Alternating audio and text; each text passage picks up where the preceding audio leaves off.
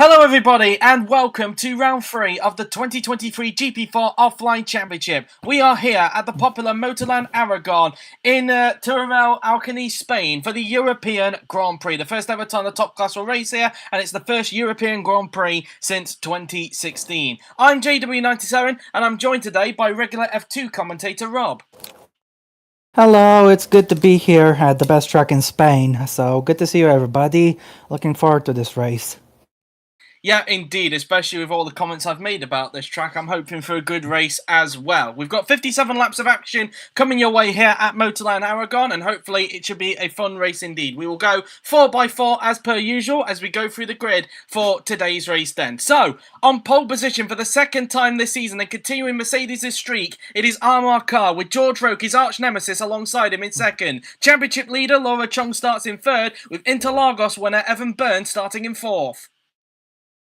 Yep, afterwards we have Bartosz Kloss starting 5th with Jonatas Martin 6th, as Pernian all the way down in 7th on his home track, and Julius Anderson in 8th. Joseph Willow starts in 9th from McLaren, with Jafari Blackwood making it into Q3 for the first time in 10th. Michael Mocho just missed out in 11th, with Gabriel Gomez and a Toyota starting in 12th. After that it's Andrea Federi 13th with Rahul Patel 14th, then it's Felix Sontag 15th and Hiroshima Di Rosa in 16th. Roman Quag was disappointed with 17th, got knocked out in Q1, with Franco Lopez for the second time this season also getting knocked out in Q1 in 18th. Jose Federic Suto starts in 19th, with Bence Valdingo a disappointing 20th in the Sauber. And on the back row of the grid, Rob? It's Chris Chatfield in 21st and Andrei Sazonov in 22nd. The weather, it is going to be raining, but it is going to be changeable, as you can see. It is going to start out with normal wet, but as the race goes on, it should get drier, as you can see. So, without any hold-ups... Mind if I do the start? Yep, of course. Without any hold-ups, let us get on with the European Grand Prix here at Aragon, and hopefully it should be a good race as we hand over to Rob for the start of the Grand Prix here at Aragon. Alright, this circuit is pretty interesting. Loads of medium and fast corners, but the run to turn 1 is pretty short. You can see plenty of chaos happen there, and we're getting ready for this race to start. Here we go then, it's the wet tires for everybody. Armar Carr on the left of the screen, Rogue on the other side. Who's going to get the lead into turn 1? It's not the longest of runs, but we'll see what's going to happen. As we're waiting for this race start, Pierce Car's fuel very light. He's only got 16 laps of fuel, so we'll see what he does with that. But this race is about to start.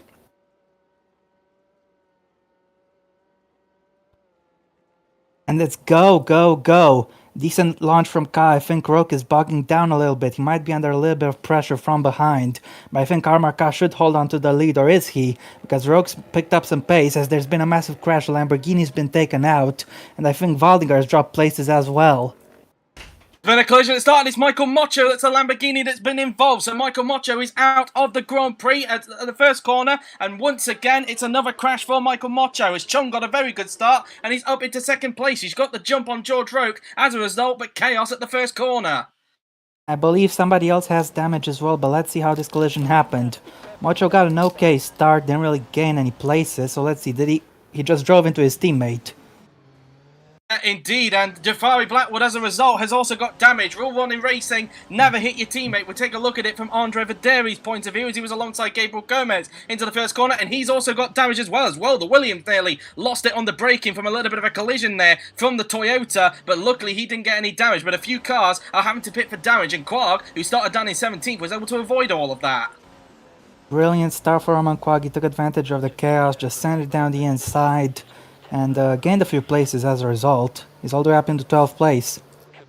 A good start for him indeed, but as mentioned, there are a few cars with pit calls as a result. Jafari Blackwood is going to have to make a pit stop. I think Verderi is also going to make a pit stop as well. Not sure if anybody else has to pit, but it is a good start for Laura Chung, and she's also on a similar strategy to Carr. I'd say 2 laps less than what Carr is, well, 1 lap to be exact, but either way, she's up into second place, and now she's going to try and attack for the lead into the corkscrew. There's a bit of contact there, and she's gone round for a spin, so Chung, a little bit ambitious there, and the championship leader has gone for a spin, and she's going to tumble down the order.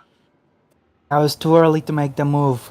There was no harm in playing it patient, but she decided to go for it right away at the first opportunity, and it did not work out. Indeed, and as a result, Roke is now back up into second position as a result, but the championship leader has gone for a spin. She's now having to wait for a gap in the traffic. As a result of that, she's finally been able to found some, but she's going to need to make her way through the field as a result. She's got about to die. She goes, Roke takes the lead. George Roke takes the lead of the European Grand Prix. Let's see how he did it. He must have done it into the left-hander here. I don't even know the corner number, but let's see either way. Had a clear run at Ka, and Ka braked surprisingly early. Just didn't really fight it too hard. Roke is fueled 4 laps lighter, so that's interesting. So is Klaus, so this could be quite something to behold, as Byrne is trying to pressure the other Haas. Barcher's Kloss is now under pressure, but Roke takes the lead in towards the bus stop chicane there, as I like to call it, as they now make their way down this long back straight for the first time today, as everybody's trying to get around the damaged cars. Willows got damaged somehow. He's also got damage as well. I think he was also involved in the Turn 1 incident as well. I did see there was a McLaren involved, and he's got damage to the rear, so after a good qualifying from Willows once again, it's all going to come to nothing, as he's got to pit for damage. Yeah, that's right. And I don't even know what this race is going to give us, because so much has happened. It's not even the end of lap 1 yet, as Bartosz Kloss is going for a move on the pulse here. Can he take P2 into the final hairpin? He can. Pernian is also going to make the move. I was going to say Lopez there for a second, as we got a crash. Speaking of Lopez, his teammate is out of the race. I wonder if he's been collected by anybody from the rear, because he didn't have anybody around him, so I wonder if somebody's left their braking a little bit late as a result. But you can see there, you can see the overtake to front. Oh no, there was a collision there between Patel and basically Anderson got basically pushed into Gomez there. So Anderson was basically a passenger in all of that, so really it was Patel's own making on that occasion as he tapped the back of Julius Anderson. I wonder if anything's going to get done there. I think Anderson moved under braking a little bit, but Patel was a surprising move, and Gomez completely innocent in all of that. Chaos on the first lap as a result here, and well, yeah, you can make the argument there that Anderson moved on the braking, and as a result, it caused the crash with Gabriel Gomez. Whatever the case, no further action on that, according to Yuri. It was deemed that both of them played a part in that accident, but Gomez, an innocent bystander in all of that, and he is out of the Grand Prix. Luckily, the yellows have not been lifted. As Chung gets the move done. Luckily, no yellows at the hairpin as a result. Otherwise, that would have been a penalty. So she's very lucky on that occasion. As now Gomez's car has finally come to the rest, and the yellow flags are now out. But meanwhile, Roke is leading from Kloss in second, and the two Mercedes are into combat as the home favourite Perinen is trying to put his teammate under pressure. As he's also got Evan Byrne right behind, and also Johannes Martins. Perinen has got 14 laps of fuel. I think it's a similar load to Ka, or something in that region. It's very interesting. It looks like he's definitely the faster Merc at the moment, and he's going to go for the move right here. He is. Can he dive by? No. No, not quite. Perinen able to hold back into the corkscrew. Notice as well, thanks to all the carnage, Quark from 17th on the grid is up into 7th place already. So a good start for the Frenchman indeed. An amazing start from the Frenchman, and he's already into the points. And now Perinen is going to... he's going to dive. Thinking about it, but backs out of it last minute. Maybe he's going to wait for the back straight to try and get the move done on Carr, as it looked like Byrne also went a little bit defensive there on Martins going into the bus stop chicane there, as Roker's got a 1.1 second lead over on Barcher's Kloss. Meanwhile, DeRosa, unseen by the cameras, passes Patel for 8th position. He's also now into the points after qualifying down in 16, and Suto is also into the points. I just noticed Patel got Ra as his prefix. Funny, as now Byrne is going for the move for the podium. He's going down the inside as Martins also attacks Byrne into the hairpin as well. You can just see behind the two Mercedes, but Perinen on the inside, and he gets the move done into 3rd place as Martins going to pull the move off on Byrne here. Byrne gives him the space on the inside, and Martins makes it through. Martins up into 5th position. This is very interesting. Martins is fueled the heaviest out of all the front runners. Is indeed, but Perinen is up into 3rd, so the Spanish fans will cheer on that one as he'll now try and chase down Bartosz Kloss, who's brought it back to under a second now between himself and George Roke. As meanwhile, Chatfield, who's also avoided all the carnage, he's up into 13th after starting on the back row of the grid. Sazonov up into 16th as all the driving cars who have now pitted for damage are now trying to make their way back through the field. As it looks like Carr just looks a little bit off the pace here at the moment. As it's not like he's got anything wrong with the fuel, because he's on a similar fuel to all these guys, but he just seems to be struggling in the wet, as now Martins is all over the back of him. Maybe he just can get temperature into those tires, and that would explain why he's dropping back so much. Meanwhile, Kloss has cut the gap to Roke, is down to 7/10, so he could have a battle for the lead very shortly. Be bringing something up in our little chat that we're on Discord at the moment. It might be something to do with the wet tyres, and of course, let's not forget there are two different types of normal wet tyre. We have a soft and a hard normal wet tyre, so that could be the reason. Maybe Carr is on a harder compound. He's already going defensive on Martins going into the bus stop chicane. Martins wasn't close enough to go for a move on that occasion. As meanwhile, Klaas is now 0.8 now behind George Rogas. The top two are very close together, whilst the Mercedes are quite far back at the moment. I don't know if Klaas is close enough to go for a move on road because he is 0.5 seconds behind. Yeah, but yeah, I'm not really sure if he's got enough of a run to get him. I don't think he is. I think he's just a little bit too far back to challenge the Red Bull driver at this stage, who currently leads the Grand Prix. As meanwhile, there's a bit of a slipstream fest going on down the straight here. Yes, indeed. We'll see what's going to happen here, as it looks like Pernin is pulling away from his teammate, as in the meantime Lopez is trying to get himself into the points. He's going to try to overtake the Aston Martin with a late dive. Klaus has the fastest lap, but here goes Lopez. Going to the inside of Suto. Can the Argentine pull the move off? No, he can't. He wasn't fully committed, and Suto holds on to the place for the time being, as so far Suto trying to put on a defensive masterclass to try and see if he can get his second points finish of the season. He scored, of course, points at Road America a couple of weeks ago, and wants to add a little bit more after what was a chaotic opening lap. The gap, meanwhile, 4 tenths, and look how close Kloss is now to the back of George Roque here. He's going to pass him very soon, I think. Let's see Just if he needs to maybe be judicious about it and not make the same mistake Laura Chung made. If you're going into hold that corner, he stays behind.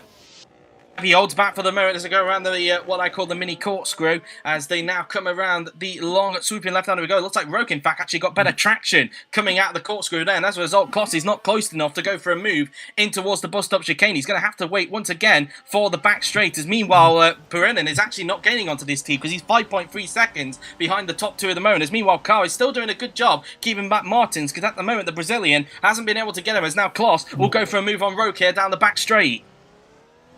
They've got the same fuel load, so this is a genuine fight for pace. And Kloss appears to have the edge in pace at the moment, but can he take that track position? He's gaining in the slipstream, going alongside, and I think this should be an easy pass for the pole. Yes, he's up at the lead, but is Roque going to try to fight back? Not at the moment, no. That's the lead for Bartsch Kloss. Meanwhile, Martins on the inside of Carr. Has he got P4 from the Mercedes driver? Yeah. He has indeed. Joantis Martins up into 4th place, as now Evan Byrne, the man who won last time out into Lagos, will now try and attack Carr for 5th position. Let's see what sort of lap time Pernin can set here. It's a 37.9, but he's still over 5 seconds down on Roque, as here we have Chris Chatfield going for a move on Sontag, will shut the door there, and he's managed to keep the Britain at bay. Obviously, we know the Ferrari is pretty good in a straight line. It's been the aerodynamic package and the chassis that's let them down, and that's also why Haas have been able to benefit from that as well, and hence why they're towards the front. Unlike Ferrari, they've been able to get the chassis and aerodynamic department worked out to their advantage, as Kloss currently leads away, as meanwhile Byrne tries to put pressure on Armar Carr for 5th position. Well, when you take off all the downforce off the car, it's going to go pretty quick in a straight line.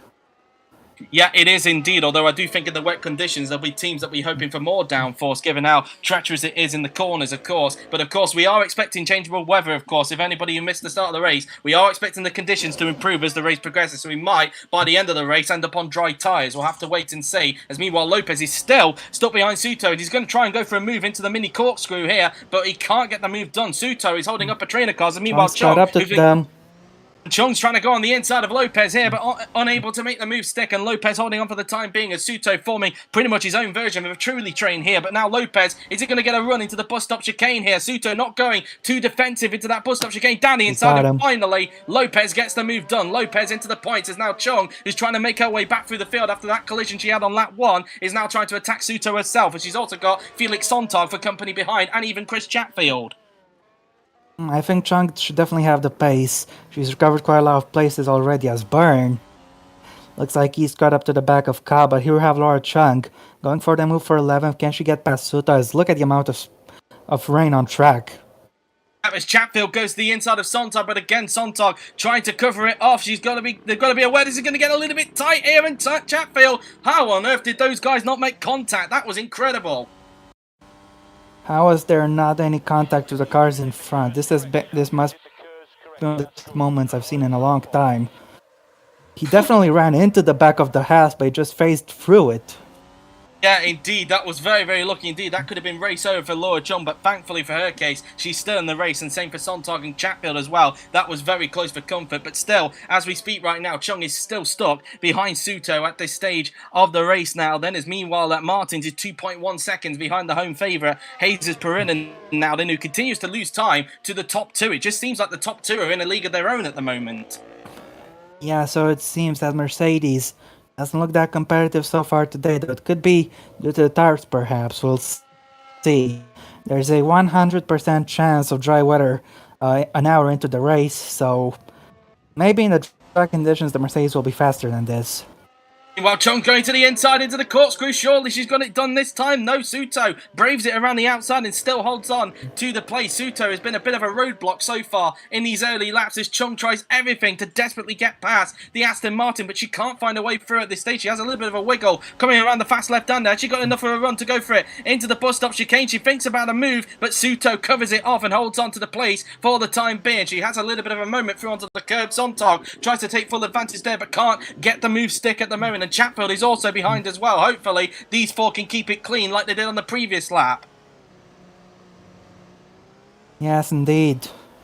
Just saw Kloss there set the fastest lap of the races. Meanwhile, once again, Chung going for a run here on Suto, going down the back straight. Can she pull the move off on the Aston this time? Bias Lopez is pulling away from that group at this stage now. Then Chung on the inside line of the Slovakian driver. Can she get later on the brakes? She's later on the brakes down the inside, and she gets the move done. Chung up into 11th position as Sontag will try and follow through as well. Chatfield had to jam on the brakes there to avoid going into the back of Sontag. Yeah, indeed. Meanwhile, Anderson has overtaken Wallinger unseen by the camera. Up to 1.2 seconds. Car's just had a spin. Oh, it's gone off the track. He's aquaplaned off, and Byrne has been handed the place on a silver platter, so the pole setter has now gone for a spin on his own making. Let's see just how it happened. He had a lot of understeer even before the corner. Got two wheels onto the curb, and that is the move he should have not made because it's thrown him the wrong way around. Kind of a bad timing there that your microphone decided to lag there a little bit during that spin, but thankfully it sorted itself out. But yeah, Carr is going to be tumbling down the order. Where's he going to rejoin? And he's going to rejoin. Well, he's still in the points, but he's down in 9th position. So disaster for Amar Carr. This guy cannot catch a break in the opening races. Oh, definitely not. Meanwhile, we're looking at the battle for the lead. Kloss is extending the gap to Rogue, but not as much as I would have expected.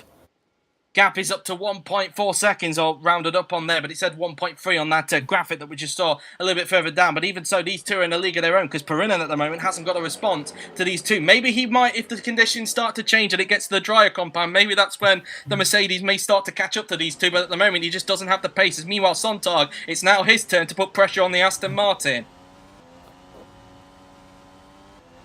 We'll see if he's going to be able to get him. As Kloss sets a new fastest lap, so he's picking up the pace a little bit. Pernian, in the meantime, is being caught by Martins. I don't know for how much longer he can hold on to the place. The gap is 1.4 seconds in the road. It just seems like Martins is slowly getting onto the Spanish driver at the moment, as Yuri pointing out that maybe with the lap times improving, it's suggesting that the track is also starting to improve as well. So maybe it's starting to get a little bit drier, but we'll have to wait and see. I'm not seeing any signs of a bright sky at the moment. It's still quite treacherous out there, but it may be improving all the time. So maybe we could get onto the intermediate tyres a lot quicker than I was anticipating. Yeah, it should be the case. Track is improving, as you mentioned in our little chat, so yeah, I'm not sure what else I can say, as the Red Bull is still trying to put on some pressure. His pace isn't terrible. He's not the fastest car on track, but he's definitely the second quickest, and Rogue, I think he can make that strategy work and get himself at least a podium. Yeah, indeed. I mean, he's already got an 8-second gap over Hayes Perinen, who's still keeping the gap consistent between himself and Martin. So, as I mentioned, even though Martins is gaining, he's not gaining quite a lot. He is gaining slow chunks, it must be said, as the gap is actually now down to 1.2 seconds. So he actually, whilst he was listening to me there, it must be said, took 3 attempts out of Perinen in that middle sector. So maybe Martins is starting to get the hammer down, as he clearly wants that podium place off of the Mercedes driver in front. But whether he can or not remains to be seen, as Suto and Sontag are once again into combat for 12th position. position whilst Chatfield watches on with possibly a bag of popcorn in his hand. And even Suto's teammate Sazonov is also starting to gain onto these guys as well. Oh, Sontag makes a bit of an error. Can Chatfield kept punishing for that? And he will do. Chatfield up into 13th place as Sontag makes an error going around the first part of the bus stop chicane there. That was very opportunistic from Chatfield. He took advantage of Sontag's lack of traction. And then indeed, and just completely sent it. Indeed, I think there's a bit of lag there on Rob's end. It's a little bit confusing. Wasn't saying anything. Oh, it just sounded a bit laggy on your microphone. That's why I got a little bit confused. Now it's Sazanov's turn to try and attack Sontag, but I'm not sure if he's got the straight line speed. Oh, bit of contact there. He's hit him there. Luckily, there was no car in front. Classes a bump and run in this series, I think, unless Sontag can hang it on the inside and hold on to the place, and he will do. Sontag not letting Sazonov go for that. He's saying, you can try all you want, mate, but that's not going to work on me. Yep, it's quite an interesting bit of racing we had there. Yes, in the meantime, looking at Benz Waldinger, he's got 20 laps of fuel in his wagon, and his race isn't going too well. I believe he took damage earlier on, which is why he has that much fuel, and this strategy is probably not good. Well, where is Benz Waldinger, in fact, on the lead? He hasn't pitted. Oh, oh, interesting. So he's going for quite an interesting strategy. So they fueled him the most out of anybody. And he's also losing time in the process, so who knows really, maybe that strategy will come back to bite, as I would imagine that Kloss is going to be pitting very soon, because look, he's only got about 3 laps worth of fuel in his tank. Is he going to get the pit call at the end of this lap? Let's see, if we start Probably. lap 10 of the Grand Prix, he crosses the line, he's going to get a call. Yes, he is. So Bartosz Kloss will be coming into the pits at the end of this lap, and so is George Rowe. So the top 2 will be coming in at the end of this lap. So for the meantime, Jesus Perinen will take the lead of the race for temporarily, of course, because he will have to pit as well very soon in this race. But the top 2 are pitting for their first pit stop of the race.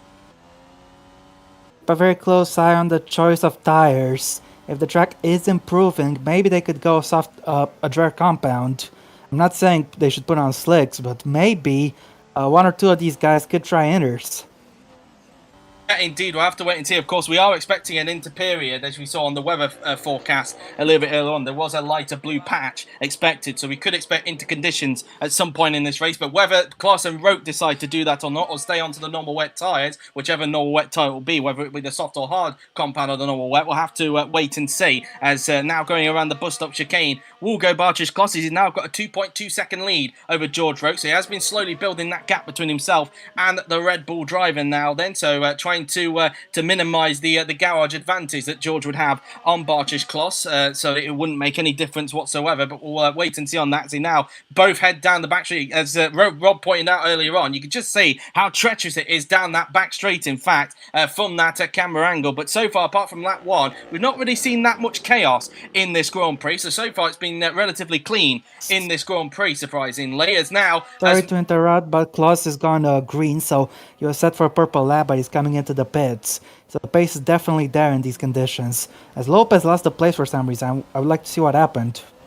I think Chung might have overtaken him, because I know that Chung was behind, so I think Chung, unseen by the cameras, is now back into the points. It's now Kloss and Roke and Kloss coming, and they're sticking onto the normal wet tyres. So neither of them deciding to blink for intermediates. 19 laps for George Roke, as Kloss still comes out in front. 20 laps for Kloss, so Kloss is going a lap longer than what George Roke is, but it might not even matter, especially with the changeable conditions. We'll have to wait and see on that, but let's see where the pair are going to emerge after this pit stop now. Then Kloss comes out of the pit lane, and I think he's going to emerge in 5th position. Is George going to still emerge for the Kiro? He is, so Roke rejoins his tip. So 5th and 6th for both Kloss and Roke after their pit stop. Traditionally, fresh wet tires are much faster than old wet tires, so those two should be able to push quite a lot, as the Ferrari's been slowed down, and I think both Williams are going to get him here, yes. But here goes Anderson. He's going to try to make it 2 places, diving down the inside of his teammate Sontag into turn 1. He has to back out. Anderson is pitting this lap, but yeah, obviously I mentioned about it yesterday in the qualifying. That pit lane entrance can hold drivers up, and the 2 Williamses took advantage of that, as Chatfield got swarmed there by the 2 Williamses as a result. And as a result, they've both gained a place up to 12th and 13th respectively in the race now then, but they're still quite away from the point at the moment in this Grand Prix. As meanwhile, Joseph Willows and Suto come into the pits as well. We know that Suto was pitting, but Willows is coming. That's a bit of a surprise because Willows took damage on the first lap. So clearly McLaren fueled him quite light there, and he's going to come out with 22 laps of fuel, and he could even be a lap down here. Meanwhile, I've just noticed the gap between Perinen and Martins is now just under a second. 0.9 covers them. As meanwhile, Martins' teammate, Roman Quarg, who's up in 4th place, is now going to be coming into the pits at the end of this lap. Yep, indeed, he's going to try to gain onto Byrne. You know the advantage those fresh red tires can give you, so I think he's going to try to undercut the Irishman. As in the meantime, Martins is going to try to gain the provisional lead, but he's going to need to wait 1 or 2 more laps before he can actually pass Byrne, because he's just not close enough at the moment, even though both of them are saying green laps. As there is another pit call. It's for Julius Anderson, who's right on the back of his teammate Felix Sontag, in towards the final hairpin of turn number, I don't even know what it is. But here goes Anderson down the inside. Is this the position for him? Looks like it is. Yes, it is, and he's up into 12th position. Meanwhile, Roman Quarg, as mentioned, is into the pits for Renault now, then for his scheduled stop of the race now, then. Where is he going to emerge? I'm just looking at the bottom of the screen now, then. But meanwhile, Byrne has got to try and push us. Meanwhile, I think, Quarg is into the pits. That's why Martins has got the red indicator on the top of his screen there. But I don't know where Quarg is going to emerge, because we're currently looking elsewhere. But we're looking at the battle of the lead, because Martins is now taken 0.7 seconds behind the home favourite, Jesus Perinen here. So could Martins maybe take the lead for the first time in his career? I'm not sure if he actually led at Road America, though. I don't think he did. So I think if Martins gets past Perrin, it would be the first time that he would lead a top-class race. But both of them are setting personal bests, I think, in the middle sectors. Expect a fastest lap from Kloss or Rogue. I saw both of them were in the green, and they should be on much better tires than everybody else. So Bartosz Kloss should set the fastest lap this lap. We shall see, of course, as meanwhile, Carr is currently in 7th place, as Quarg rejoined in 11th after his pit stop. Meanwhile, as the gap now between Perinen and Martins as they cross the line now, then back down to 0.7 seconds. 6-0 there. Martins is still keeping Perinen honest at this stage of the Grand Prix. Both of them are still yet to pit at the moment. I wonder if Perinen will be pitting next lap by. His Kloss, as you predicted there, Rob, sets the fastest lap of 1:33.932. So Kloss has now broken into the 1-minute 33s in this race. He's over 2 seconds a lap faster than Perinen up front. That just shows how quick those fresh tires are.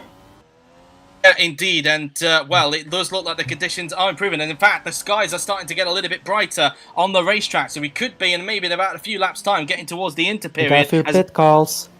For Patel, Chung is also coming in this lap, as is Franco Lopez, so those three will be coming in. Has Scott just overtaken De Rosa there?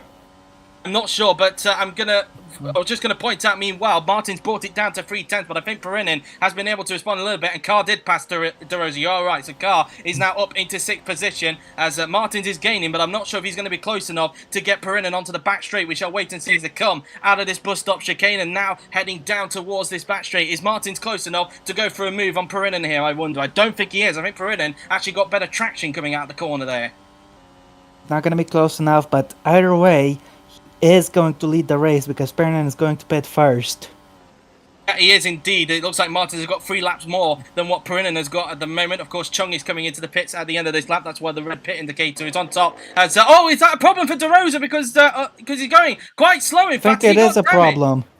Got damaged because Chung ran into the back of him going into the corner. I think it was because Chung was going for an overtake on Patel here and just left her braking too late. For the second time today, Chung has left her braking completely late here. Well, she made a move on Patel, but she completely messed everything up by running into the back of De Rosa. And once again, she's put her race in a pinch.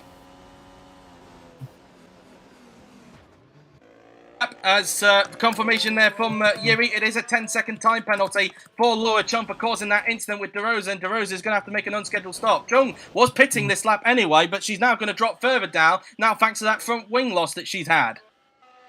It's not going to impact her too much on the straights. As Perrin has gotten that pit call, he'll be coming in. But let's see if he can hold on for at least 1 more lap.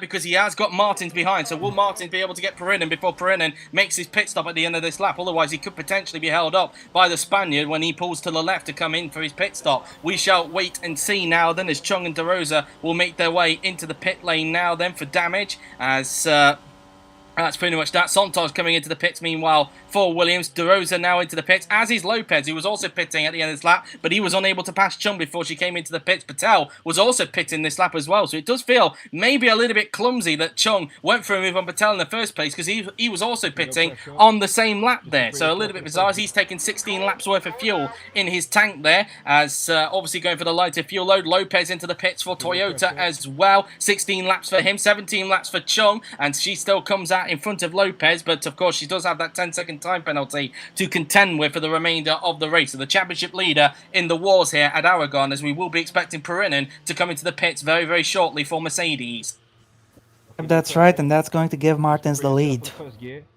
Well, indeed, Sontag into the pits for Williams, a 6.9 second stop for him. He's gone for 18 laps worth of fuel in his wagon now then, as we will see where he's going to emerge. He's going to emerge in 16th position, I believe, on the racetrack. So, in fact, it's going to be 17th because somebody's just overtaken. It's his teammate Anderson who's been able to get in front of Sontag during the pit stops there. So, that's that, as Martins was not able to pass Byrne, but Kloss has passed Byrne on seen by the cameras, and Kloss is up into 3rd place.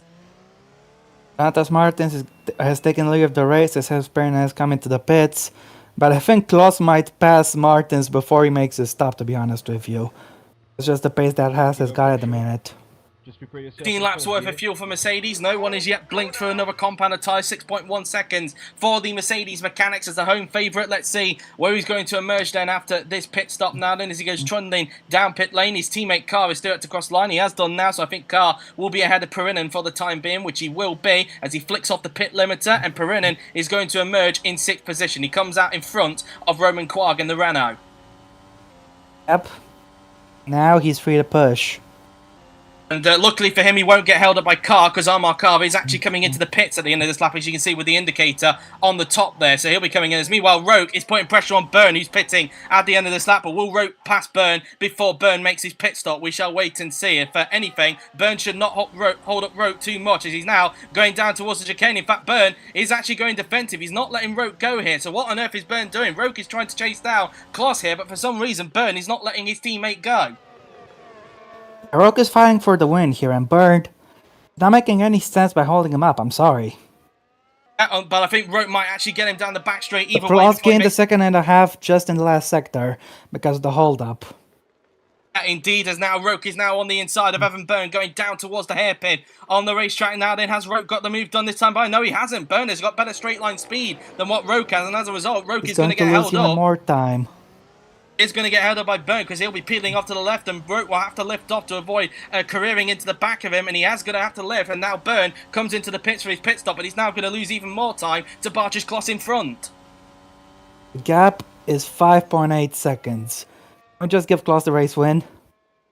It's a bit too early to say yet because we haven't even got to the changeable compounds yet at this stage, because we 3 seconds in a single lap thanks to Byrne.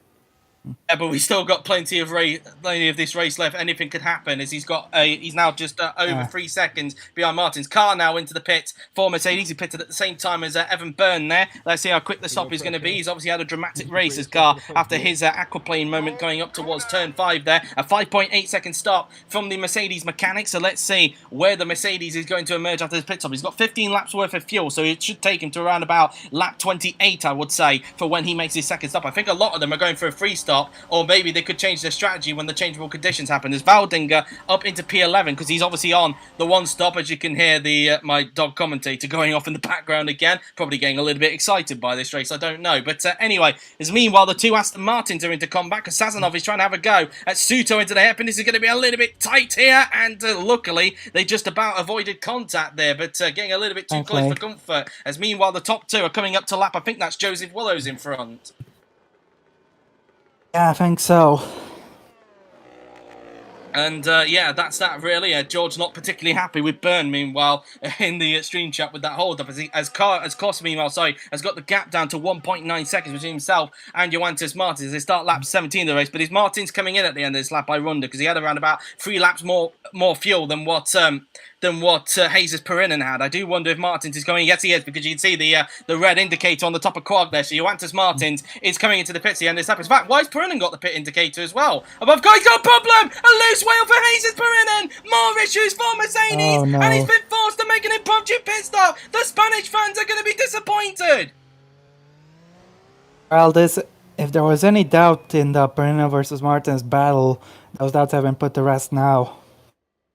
More issues for Mercedes. They've just not had any luck when it comes to reliability or even fragile ability when it comes to the Mercedes, and he's been forced to make another pit stop, and well, Hazers is definitely He's going put to be less fuel than he had in the car before. Yeah, 14 laps worth of fuel, and well, as a result, the Mercedes is once again in the on the back foot. Car is going to be in front of him as a result, and Perinin is going to rejoin in 7th position. He's going to rejoin just in front of Chris Chatfield. Meanwhile, Lopez is now attacking Valdinger, the two-stopping Valdinger, I should say, into the first corner, trying to have a go into I think it's turn just one. the one. Well, we'll have to wait and see. As meanwhile, Kloss is now putting a lap on Willows there, but Martins is coming into the pits at the end of this lap, of course, for his scheduled stop of the race. So Kloss will retake the lead. As a result, Roke is still... Roke's got a gap. Yes, it's now down to 4.9 seconds. I think it might be actually because of Willows in front. Maybe Willows held up Kloss a little bit there, but we now look at Johannes Martins, who's now coming into the pits for Renault. Kloss hasn't had to slow down. He's retaken the lead as a result. Let's see how quick the stop is going to be then for Johannes Martins in the Renault now then. As he pulls into his box, he'll put on a fresh set of tyres and fuel now then. A change of tyres and fuel for Johannes Martins. 28 laps. He's going quite long on this stint, so he's going a little bit different to what everybody else is doing. That is a 2-stop for Johannes Martins, and maybe he's doing that to try and get to the drier period of the race. But he is going to emerge way comfortably in third because Byrne is way too far behind him. Well, this is a very interesting strategy call from Martins. I'm not sure if it's going to work or not, but what does he have to lose at this point? He's done an excellent job, even though he has fueled heavier than everyone else. And at the moment, P3 looks like the worst he can do in this race. Indeed, as meanwhile Lopez is trying to have a go at Bence Valdinger here for P11, but again, Valdinger now he's going to dive it down the inside, and finally he gets the move done. Lopez up into 11th position as now De Rosa will try and attack Valdinger himself. He's had to back out and lost a lot of time though. As in the meantime, the two Astons are still fighting as Roke is now putting a lap on Willows. He's continuing to cut the gap to Kloss, is now 4.6. So the Brit is gaining on the pole. It's not like in the first stint when Kloss was faster, now Roke has the advantage, even though they're on the same tire age.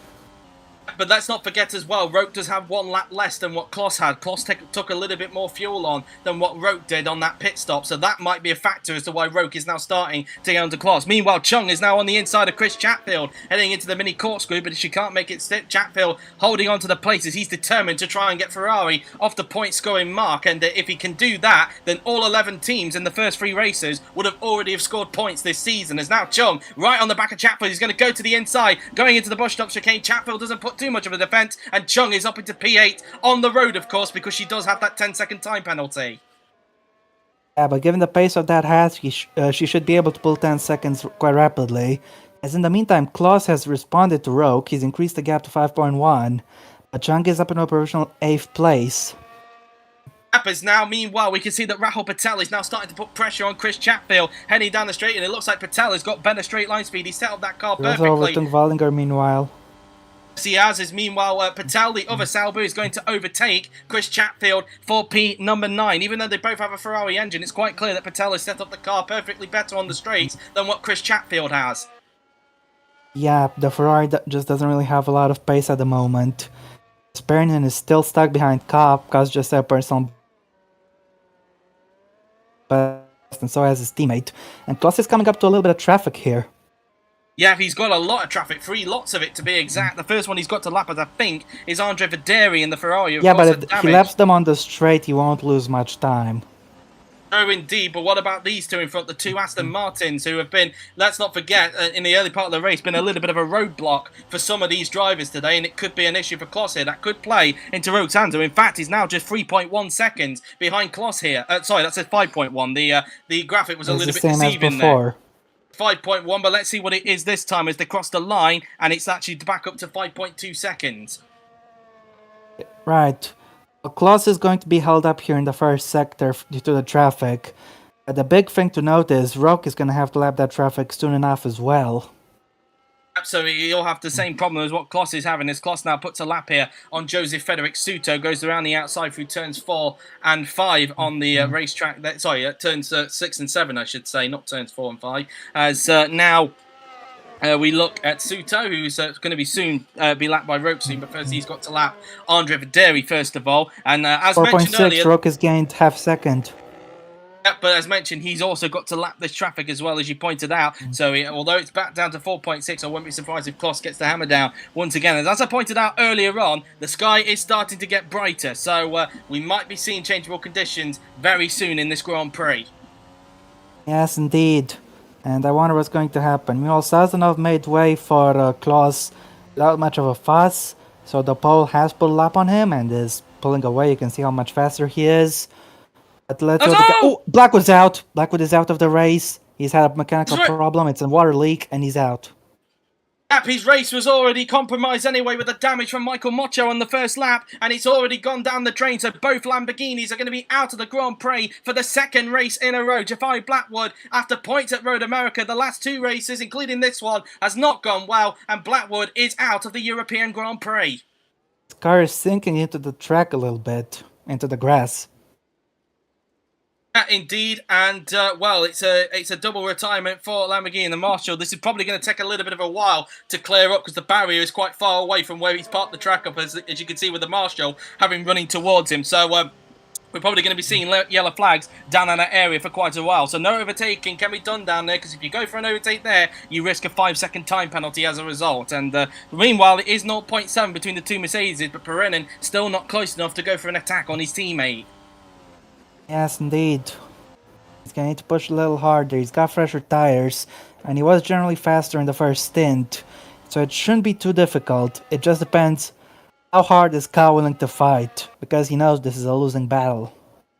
Yep, as he's getting close to the back now of Armagh car as they make their way towards the first corner. Not close enough to go for a move on his teammate just yet now. Then as they now make their way around the flat out, turn 2 will go. Meanwhile, Laura Chung is 6 seconds behind the two Mercedeses at the moment in this Grand Prix as they now make their way in towards the double left-hander. On this racetrack we go as Perinen tries to put pressure onto Armagh. Now coming up to the corner where Carr had his aquaplane moment a little bit earlier on, but no such issues for him this time. Meanwhile, unseen by the cameras, Lopez has passed Chatfield and has got himself back into the points. Yep, that's right. As yellow flags are still out there, the two Mercedes are into combat. Let's see if we can get the overtake done quickly. Indeed, as they now make their way through this long swooping left-hander we go, as Perinen going to go for a move on Carr into the bus stop chicane. He's thinking about a move in towards that chicane now. Then it's going to be a little bit tight here. Keep it tidy, boys. Oh, that was nearly close to contact. I mean, Carr has already had experience with having collisions with teammate in the past, and I thought for a minute there Perinen was going to continue that, but thankfully the two Mercedes kept it clean there. But they are coming up to the yellow flag, so Perinen cannot go for a move down here, otherwise he risks a 5-second time penalty. Yeah, indeed. I don't think Carr cares, though. Indeed so, and all of that is also allowing Laura Chung to gain onto the two Mercedeses at the same time, as the top two are pretty much in a league of their own as Federi comes into the pits. There's something I wanted to check, by the way. It's Martin's in space compared to the top two. That's very interesting indeed. I'm not really sure with Martins at the moment. Let's have a look. So currently the gap is around 24... He is a bit slower, according to Yuri there.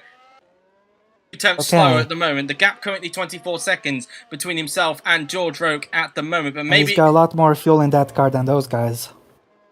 Yep, as meanwhile Perinen is still stuck behind Armagh car at this stage and still struggling to find a way through on his teammate. Yep, Kai is not making it easy at all. I think Perinen is starting to get frustrated. Is he going to send it here downhill? No, he's not. Thought about it, but he couldn't quite make the move stick as they now make their way towards the bus stop chicane on the racetrack. But I think Carr might just have a bit of a gap or will here, because I think Perinen is getting back onto it. He's already back onto the gearbox of Armagh car. He pulls to the left, and Carr this time not going too defensive. Perinen on the inside, and he gets the move done. Perinen up into 6th position. He's got him finally. Now he has to pull away. I think he's definitely got the pace to do that. And the two Mercs are on the same fuel load, by the way, as Blackwood's car is still being removed, so the yellow flags are still in effect. Thankfully, Perinen though got the move way before the yellows. Indeed, and do bear with Rob. I'm going to have to change my headphones because they are starting to die on me. Right, okay. Meanwhile, Klaus hasn't increased the gap by 0.2 seconds, now up to 5.3. So his pace isn't half bad. Lord Chung is gaining onto the two Mercs, but of course she's got that penalty to keep in mind. Meanwhile, De Rosa is gaining out to Chatfield. Can he pass him before the yellow flag though? Let's see. Got him, yeah, before the yellows. Now we're in the yellow flag zone, he's all in the clear. So De Rosa happened to 11th place. And the next target for him is Franco Lopez, though that's easier said than done. Meanwhile, Anderson is making a move on Valdinger. This is going to be very tight. I think he got him in the yellows, honestly. Think he did indeed, as all that was close to contact, but I think that could be a 5-second penalty on the way for Julius Anderson here. We shall see. Let's just slow-mo it, unless he got ahead before the yellow zone. Just keep an eye on the death panel on the top. Did Anderson pull the move off before we got into the yellow zone? As it's getting closer and closer and closer, they're getting closer to that yellow zone. And as he did get him, just penalty. He's just lucky there. You just saw the graphic on the bottom there. Changed to 13th just before they got to the yellow zone. And Anderson is legally in 13th position. No penalty for the Swede. He timed that one to perfection. Absolute brilliant.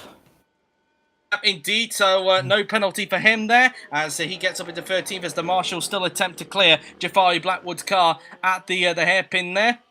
As they are obviously, as mentioned, going to take a little bit of a while because of how far the barrier is at that part of the track. As they now come down the straight, we're looking at the two Aston Martins in 16th and 17th, just running a little bit lowly race at this stage now then, as they don't seem to be holding up a bit of a traffic jam anymore at this Grand Prix at the moment. So, yeah, that's pretty much that really, as they now make their way through towards the turns 4 and 5 complex on this racetrack, as Kloss, I think, is still pulling away from Rogue at this stage, as in fact Rogue has still got to lap these guys as Sontag tries to put pressure on Bence Valdinger here.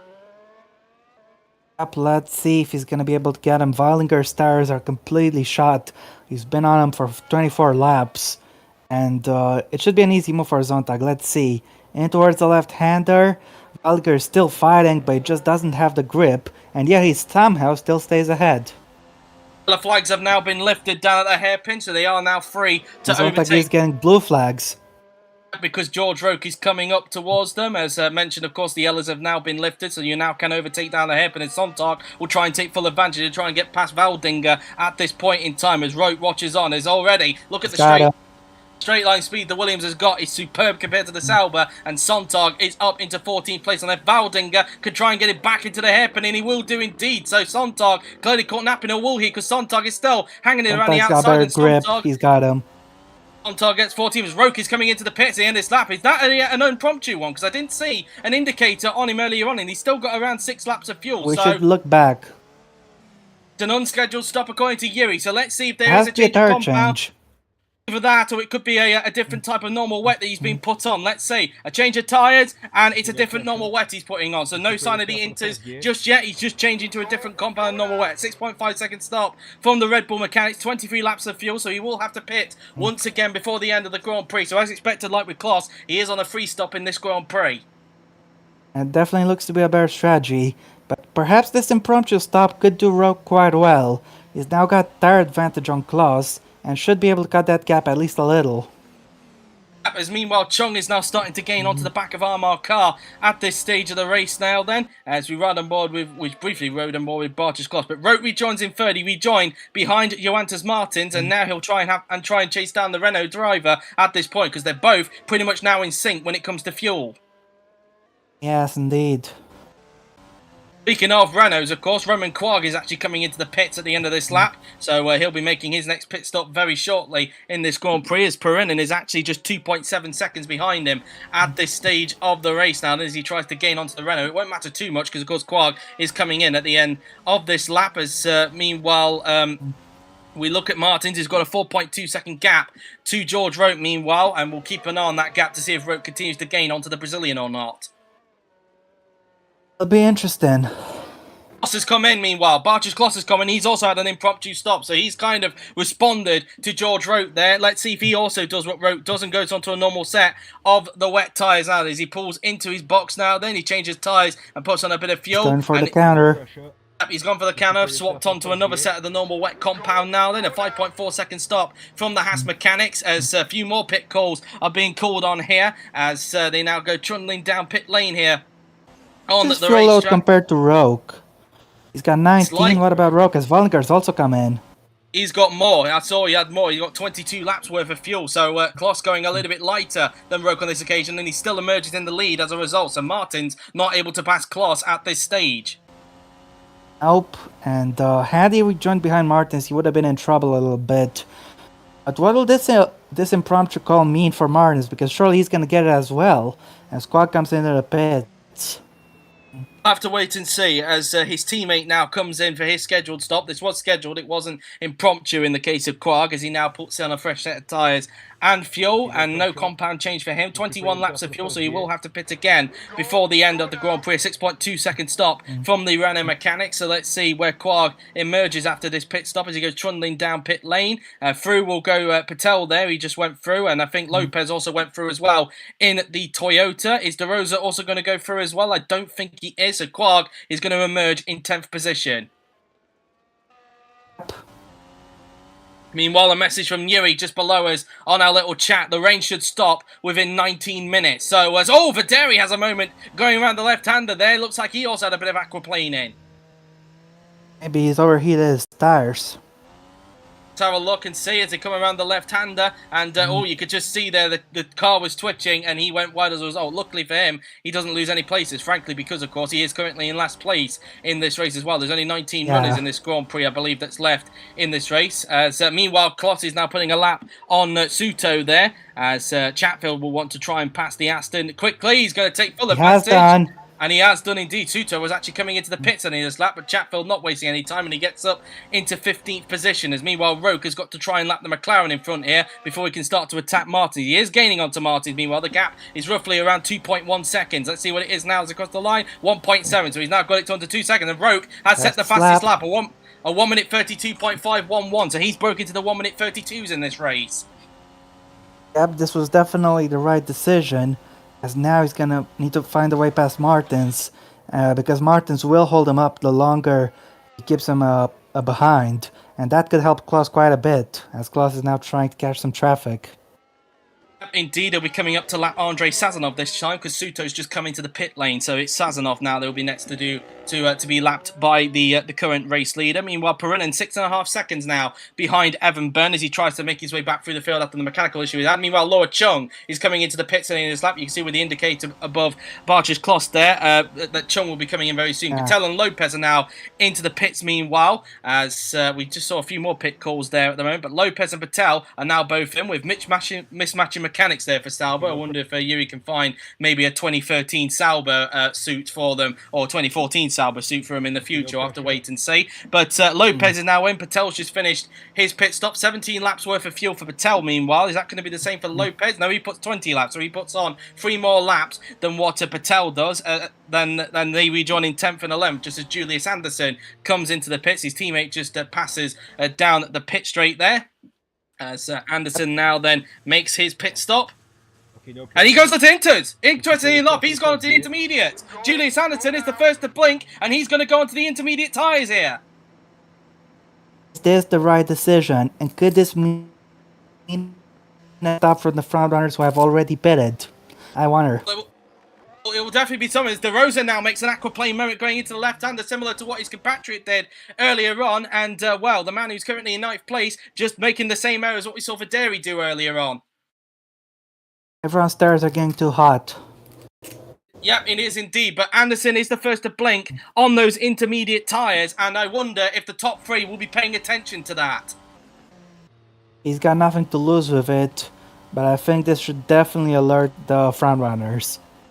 One person I am interested in is Perinin and Chung. They're both coming in at the end of this lap. I wonder if they'll do the same thing. Gotta be for the Inters. Will they be going on to Inters? Let's see what Mercedes put on Jesus Perinin as he now comes into the pit lane now then. Chung will also be coming in at the end of this lap for Haas. So let's see. Is it Inters or is he going on to a normal compound or normal wets? He stays on a normal wets. He's not going on to Inters just yet. He's not confident that he entered the right tyres just yet. But I guess they will also be keeping an eye on Anders at the same time. Same for Chung. She's not confident yet. She puts on another set of the normal wet tyres as they just finish off their pit stop here. I'm not sure this is the right call.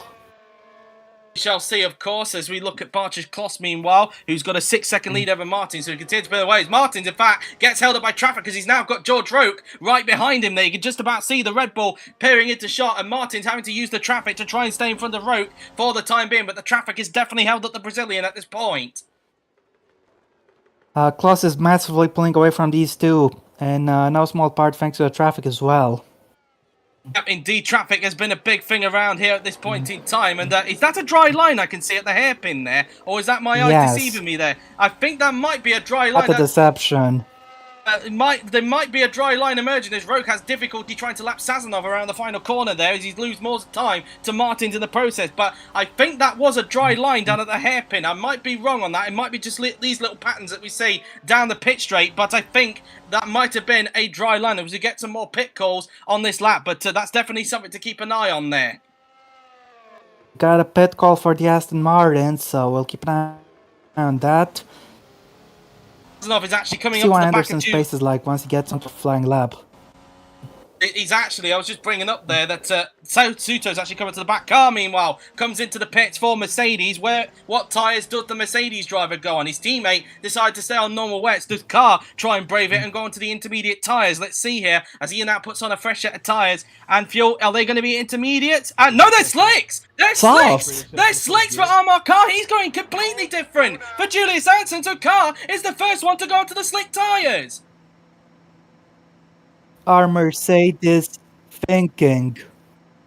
Oh, Car maybe thinking he's got nothing to lose here, has decided to go bold and go onto the dry tyres here in this race. So we'll keep an eye on that one. What does the McLaren behind do as well? Let's just come into the pits. I think that was De Rosa that's coming. Yes, De Rosa comes into the pits as Car rejoins on a set of soft tyres. Does De Rosa do the same thing as the Mercedes here? Let's see. And no, he goes on to intermediate. So he goes on a similar strategy to what Anderson is doing. So we've got a little bit of a split decision going on. Some are staying on the normal wets. Some are going to into. Going to Veldinger. He's out of the race. It's Bent Veldinger who's out of the race, and it's a clear box issue. Let's take it clear of Veldinger. So he is out of the Grand Prix, and we are down to 18 runners.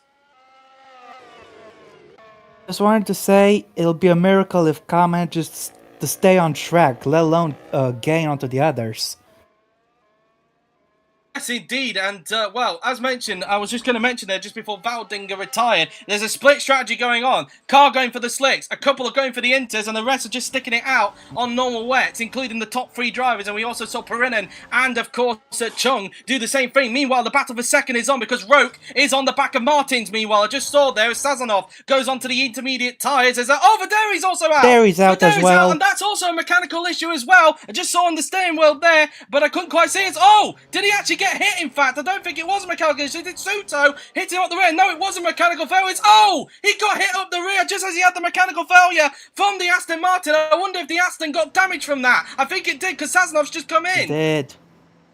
It might have to be a double stack as a result of that unless the mechanics get to Suto very, very quickly. But Verderi is out of the race as well, just as Sazonov just fitted on the intermediates, and the Aston Martin mechanics are there. But is it enough? Let's see, because I know what GP4 is usually like, and it might be just in the nick of time. He's going onto the intermediate tyres as well, and also a change of front wing. So the Aston Martins are going onto the inters just like Anderson and also, Quag's out! He's out! Quag is out of the race! What is going on? He's had an off! He's made a mistake! Did he have a dangerous rejoin? Let's see. Hit the debris, but how's he crashed out? Oh, it's the turning circle, isn't it? And Quag is out of the Grand Prix. A chance of double points has gone down the drain for Renault, and he's also out. It's all kicking off in the changeable conditions here. 3 retirements in a single lap. I didn't expect that for lap 30.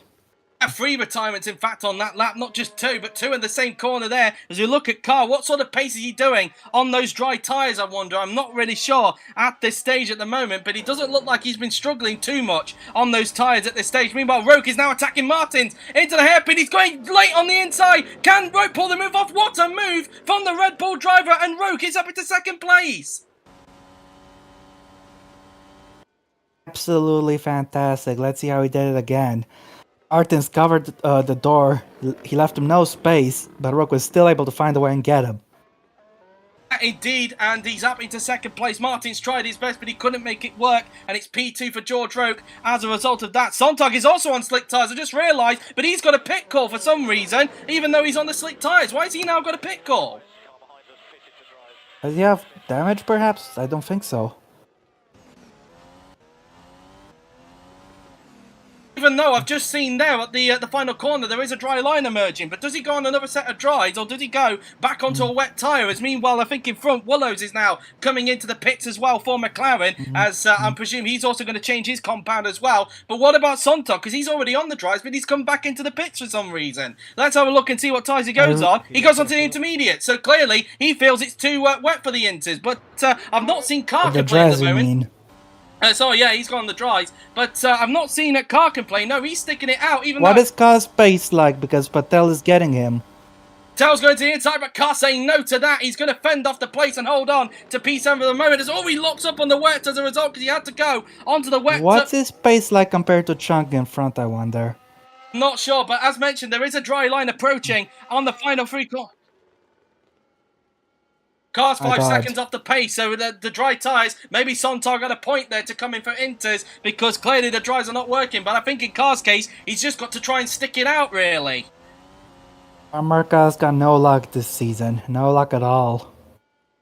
Indeed, as we now look at the race leader, Bartosz Kloss is still leading the way in this Grand Prix at this stage, meanwhile, as meanwhile there is Perinen, who's on the wet tyres, but I don't know if he's been caught up by anybody on the Inters behind, because I'm not sure who's behind him on the racetrack at this point. Here's George Rote, meanwhile, who's still in second place. Got a bit of a gap to Martins at this stage of the Grand Prix, and in fact, he's quite far away. There's Chung, meanwhile, who's on the wets as well. As meanwhile, Patel has got up into 7th place. He's taking full advantage of his tyre compound, and he's passed Car with ease.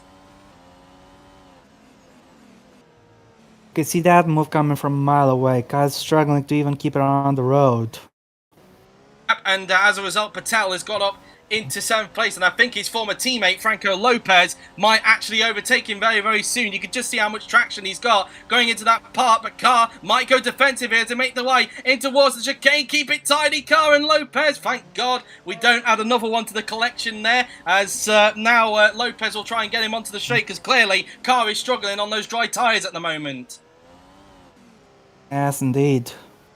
See how quickly Lopez dispatches of him now then as they go onto the back straight. In fact, Car actually had better traction, surprisingly, than Lopez coming out the chicane. Of course, there is a dry line at this part of the track, so this could be maybe where Car gains the time back on the Toyota. But on the rest of the track, the Toyota is just going to have him, I think. I think so. Coming out of the final couple of the corners of the racetrack, here is Bartosz Kloss, meanwhile, who's still leading the way at the moment with a 14.2 second lead over George Roke. And really, even with these conditions changed, it's not really affected Kloss at the moment. Now Kloss's pace is quite solid as he now puts a lap on the Williams. Oh, sorry, that was Chunk. That was Chunk. It was Chung that we were just looking at there, who's trying to chase down Hayes' Perinen. As meanwhile, we're looking at Anderson, who's on the intermediate tyres, keeping up with Martins, who's still on the wet tyre. So that suggests to me that the intermediate tyre is the way to go here at the moment. Yeah, I think it's definitely the fastest at the minute. Faster than the wet and definitely faster than the dry. Lopez has still not been able to overtake his former teammate Armar Car at the moment now then, who's struggling on those slick tyres at the moment, but I think he might be able to get him soon. Look at the traction that Toyota has got, but Car rudely chops across him there. Clearly no love lost between these two at the moment, as now Lopez once again goes to the inside, but Car already going defensive, but Lopez trying his best to try and get him into the bus stop, and once again getting very too close for comfort. There's Byrne, comes into the pits for Red Bull. But there is he going to 50, put dries on. He's going the same as Car. Does he think that maybe he can make it work out or not? Well, to be fair, he hasn't got really anything to lose. And he's fueled at the end of the race. Interestingly enough, he's got nothing to lose anyway because he was too far behind the top three. So I guess he's going to try something out, I guess. But let's see where Byrne rejoins. I think he's going to emerge in 6th. He's well ahead of Rahul Patel. So Byrne will come out in 6th position and rejoin behind Laura Chung as a result of that. As meanwhile, Anderson has unlocked himself at the expense of Martin. So again, reiterated my point that I think the Inters are the right tyres to be on at the moment. Yeah, definitely. And I'm very, very perplexed with that decision from Byrne to pit for the slicks. When you see clearly, the slicks are slower at the minute. You say that, but there are more dry lines starting to appear now, and I think Car is actually now starting to get away from Lopez. So could this be the crossover point as Roke now comes into the pits for Red Bull? What does George Roke do for Red Bull? Does he go on the same strategy as what his teammate done? Because this is also an impromptu stop. Let's see what Red Bull fit in with. This could be what gets him back in the race. We'll see. Is it the dries? It is the dries. And It is. now, let's see if he can chase after Oh, he's having Klaus, because Martins has also come in. had to wait for Chatfield there, as Yui pointed out, Sector 3 is now good enough for the dries. His car was purple, actually, in Sector 3, and it seems that now everybody coming in is now coming in for the dry tyres. So I think, judging from that, the dry tyres Martins is is now, fuel to the end. interestingly enough, Perinen's coming in, Chun's coming in as well, a load of pit calls. So I think it is now time for the dry tyres here, Rob. Yeah, definitely. The track has improved, but it's still going to be tricky.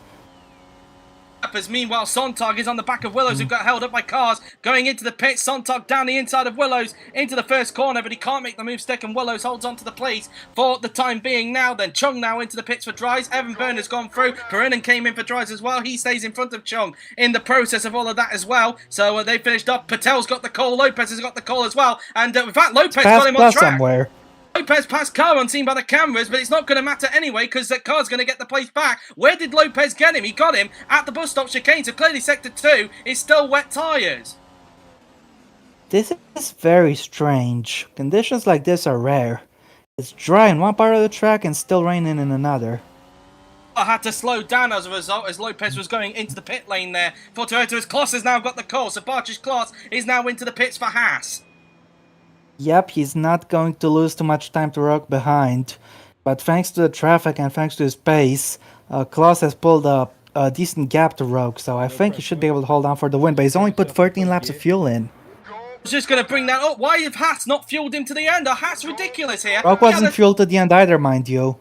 Lopez hasn't been fueled to the end either, so a bit bizarre why he's not fueled to the end of the race here. Did you say that Rogue fueled to the end or not? I'm not sure. Martin's no, he fueled to hasn't. the end, but not Rogue.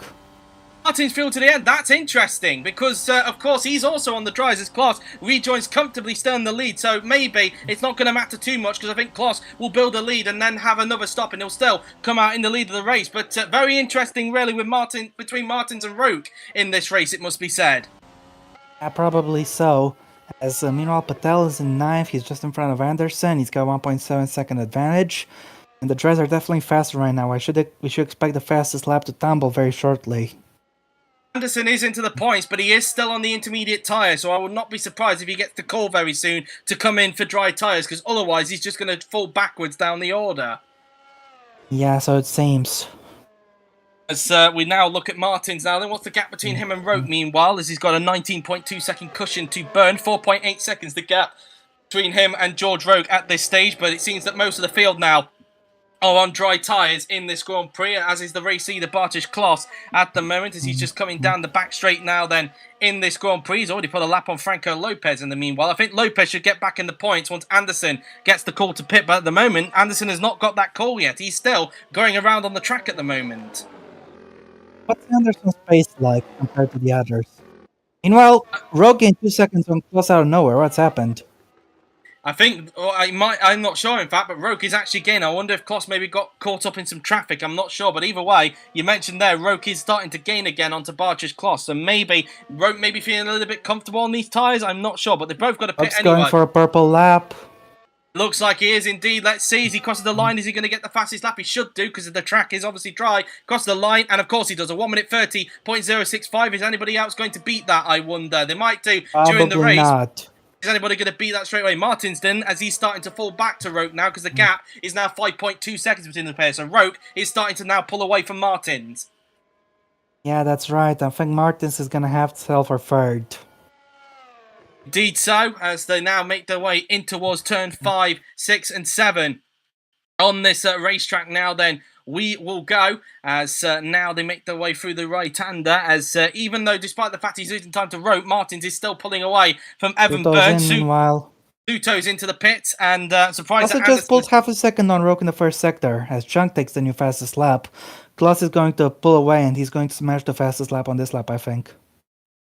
Chung there, speaking of Hassers, just broke into the 1 minute 29s, as you pointed out there, as we'll wait and see how much the lap times tumble throughout the course of this Grand Prix, with just, including this lap, 22 laps to go in this Grand Prix as we ride on board with George Roke. The gap still 18.7 seconds between the top two at this stage of the race. He even set another purple middle sector compared to his personal best, but I wonder if as Kloss does set the fastest lap. 1:28.9, so now he's broken into the 1 minute 28s. Can Roke respond to that? As Anderson has finally got the call and he comes in for dry, so Lopez is now back in the points for Toyota.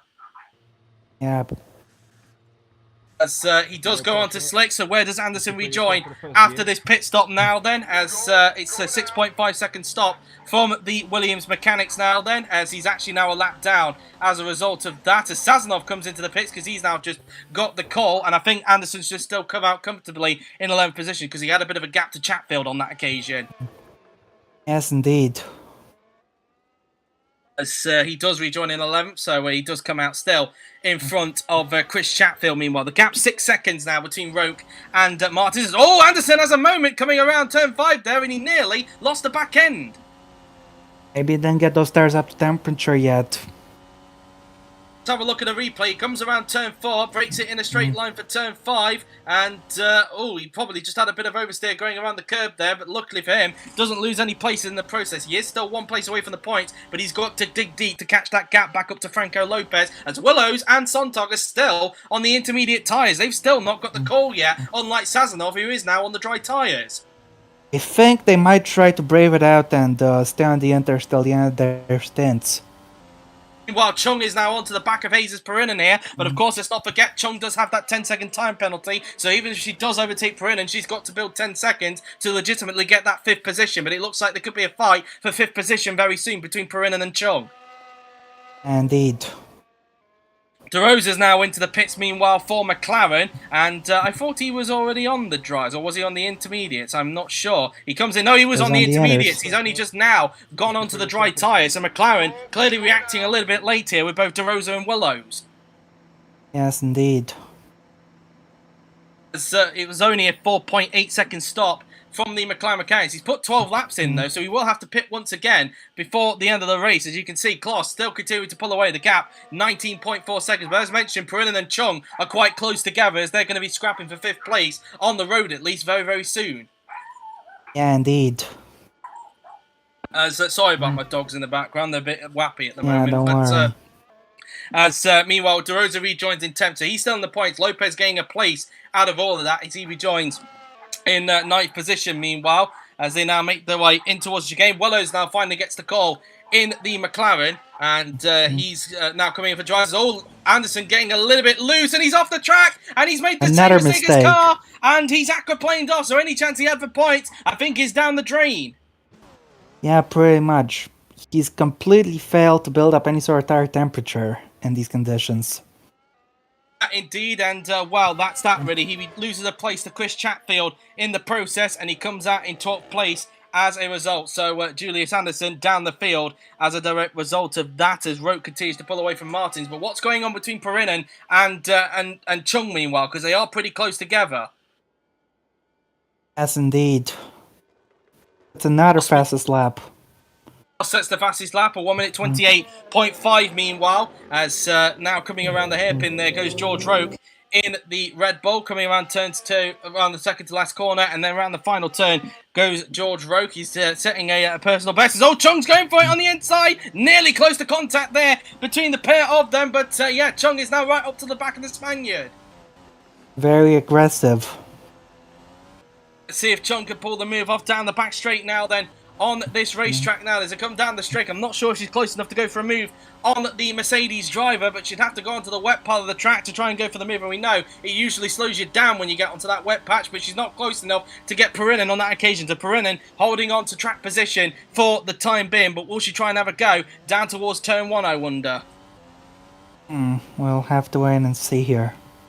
Sontag finally gets the call to pit for dry tyres, and it took a little bit too long there, I would imagine. But Chung not close enough on this occasion, and once again, Perinen stays in front of the Haas driver. And it's only now, as mentioned, that Sontag has pitted for dry tyres, and he's going to go to the end of the race, so he's not going to pit once more. He is going to be fueled to the end, unlike Willows, who'll have to pit one more time in this race, as he's about to be lapped soon by Amar Khan in the Mercedes. Yep. As Kloss just put a lap there on Rahul Patel, meanwhile, as the Haas driver comes around the final corner. He's now onto the pit straight now, then we will go. I noticed the gap between Roke and Martins. Whilst it's increasing as Kloss now breaks into the 1 minute 27 as Chung tries to attack Perinen into the mini corkscrew. But as mentioned earlier on, Martins, I think will probably get up to second because as mentioned, he's fueled to the end. Roke does have to pit again. So I think Martins has got a good chance, if he can keep his pace up, of getting second place in this Grand Prix. As now Chung goes to the inside of Perinen. I don't think so. Roke is going to have much fresher tires and should be able to get him.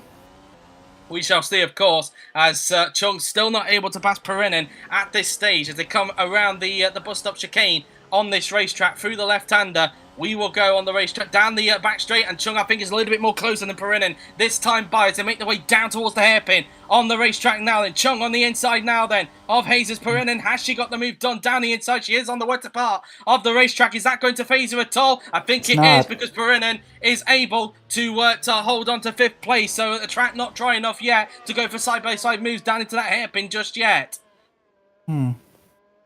And, well, it's affecting Chung at this stage. Just trying to have a look and see what this would mean for the Drivers' Championship at the moment if it was to stay like this at this stage of the Grand Prix. So at the moment, I think Kloss has got the fastest lap. So he'll have 26 points plus that to 18. He'll have 44 points after this race. I think he'll also get ahead of Chung, but I don't know about Roke meanwhile. I think at the moment, if it were to stay like this, I think George Roke is going to lead the Drivers' Championship here if it does stay like this. I think, if I'm not mistaken, I can't actually remember the last time that George Roke actually led the Drivers' Championship as Kloss sets another fastest lap. But if it does stay like this, Roke will actually take the lead in the Drivers' Championship at this stage of the Grand Prix now. Then as they now make their way around the left-hander now then.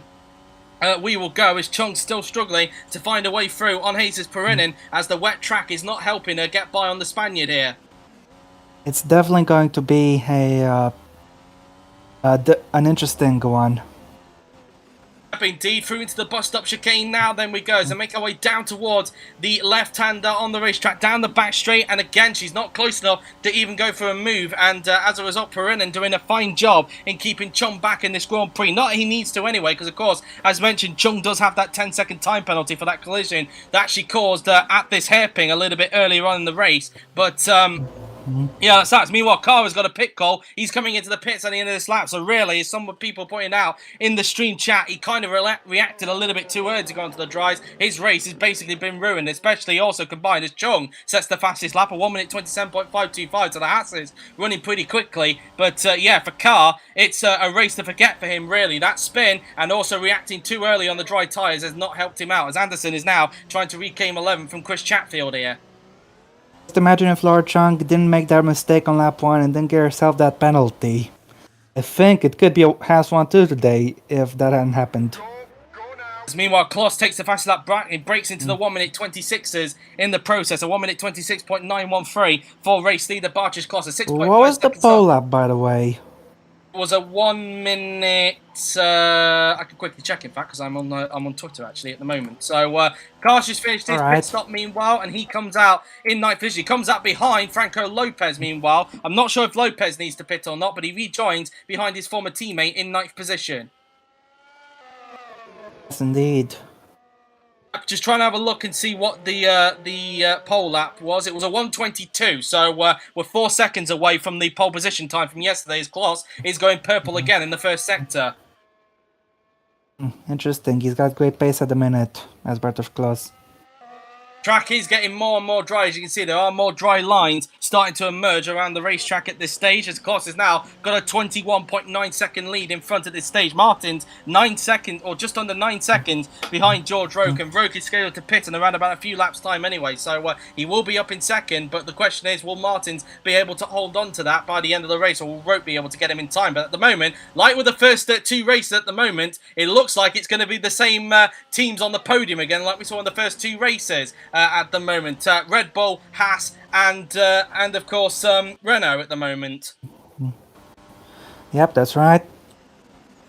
Bit of a coincidence as now Carr is on the back of Lopez. Kloss with another fastest lap of 1 minute 26.8 on this lap now. As they now make their way through towards the final corner on this racetrack, but Carr is not close enough to get Lopez on this occasion now. Then Lopez even going defensive into the first corner as he holds on to P8 for the time being now then on this racetrack through around turn 2. We will go as Carr tries to put Lopez under a bit of pressure here. Yep, indeed. Should be able to get him though, those fresher tires quite quickly. Indeed, as they now make their way through in towards the double right-hander of turn 6 and 7. 18 laps, of course. Car is now going to the end of the Grand Prix, as now we make our way in towards the mini corkscrew. Now then we will go on this racetrack, as meanwhile Kloss is now 22.4 seconds in front of George Roke. Now then the gap just under 10 seconds between Roke and Martins. Meanwhile is now Carr trying to find a way for on Lopez, trying to fake to the right and go to the left, but it's not going to work out. Lopez sticking his ground and holding on to P8 for the moment as they make their way around the right-hander, heading out to the bus stop chicane pretty soon in this Grand Prix. Now that as they make their way around the left-hander and down towards the back straight, is Carr going to be close enough to get the move done on Lopez here? Let's see. Going to go to the inside line, side by side they go. Carr's got better straight line speed here compared to the Toyota. Is it going to counteract with the wet patch that he's on the inside here? Down the inside, and it's not going to work out. Lopez holding on. It's a 1 minute 26.5 now for race leader Barges Kloss, as I'm pretty sure we're pretty close to the final pit stop for Barges Kloss. In fact, he's pitting at the end of this lap, so Barges Kloss will be coming in for his final pit stop of the Grand Prix. Yep, that's right. I think he might yet emerge in first. Because he is building a gap of 22.9 seconds. We shall wait and see. Of course, Roke, of course, still needs to make a pit stop before the end of the Grand Prix, of course. So it wouldn't really matter anyway if Kloss still emerges in the lead anyways. He just comes out of the mini corkscrew as he's now making his way around the long swooping left-hander. Has had a massive lag spike on my end there, as Roke is actually still going quite purple on his lap, as he's now actually brought the gap up to just under 11 seconds now between himself and Martins. And Yui just pointed out, in fact, because I was wondering a little bit earlier, if Roke does actually lead the championship by the end of this race, it would actually be the first ever time he would lead the Drivers' Championship, which is quite surprising, given he's been in the series for a very long time. Yeah, indeed. Well, it's bound to happen at one point or another.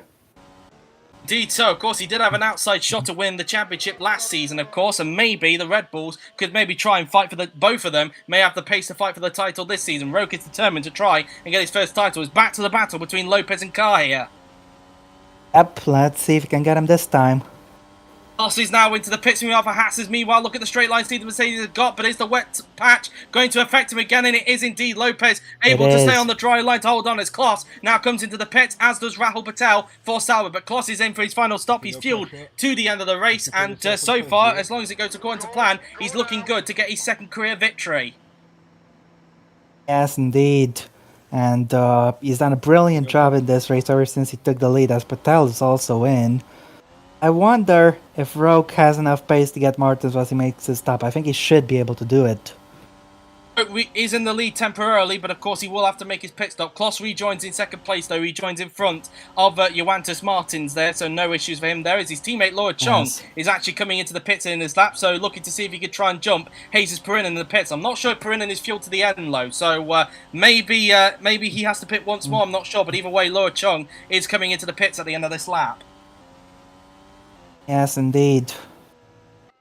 As meanwhile, Hatfield there having a bit of a moment going around turn 2 there, but luckily nothing dramatic, as in fact unseen by the cameras, Anderson actually overtook him somewhere on the racetrack to get up into P11. As now Laura Chong comes into the pits for Haas now, then as she looks to try and get the jump on Jesus Perinen in this race.